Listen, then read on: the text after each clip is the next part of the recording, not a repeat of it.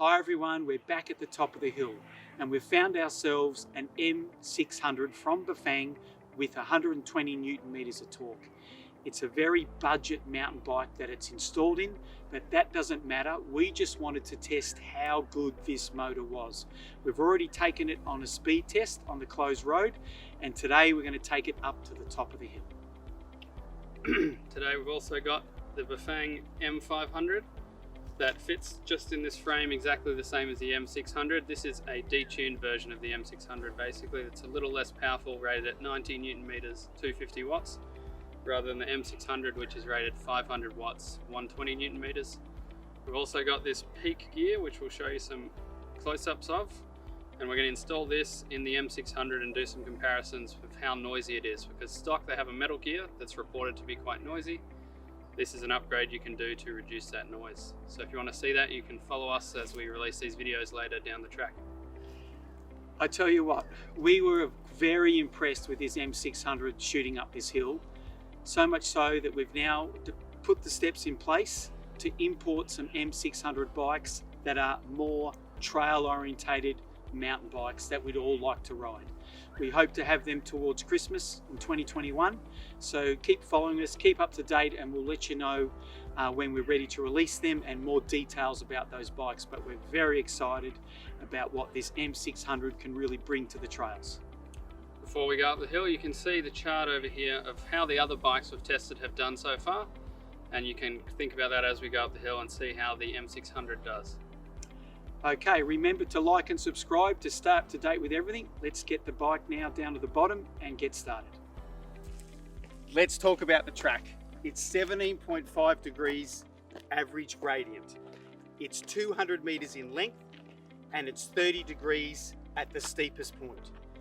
You can see on the video it's fairly smooth. It's not too rocky, so rider skill isn't involved. And we chose it because we wanted to draw out the strengths of each of the individual e-bike motors.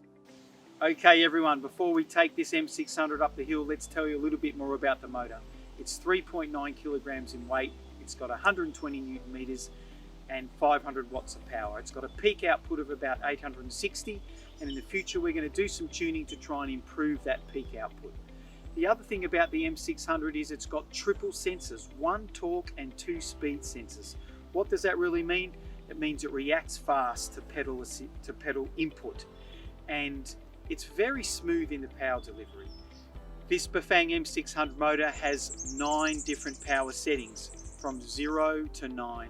A little different to the Eco Trail and Boost we've seen in other mountain bike manufacturers, but I think it gives you more range and more options to choose, and certainly makes it quite efficient when you're riding it in 1, 2 or 3, the lower modes.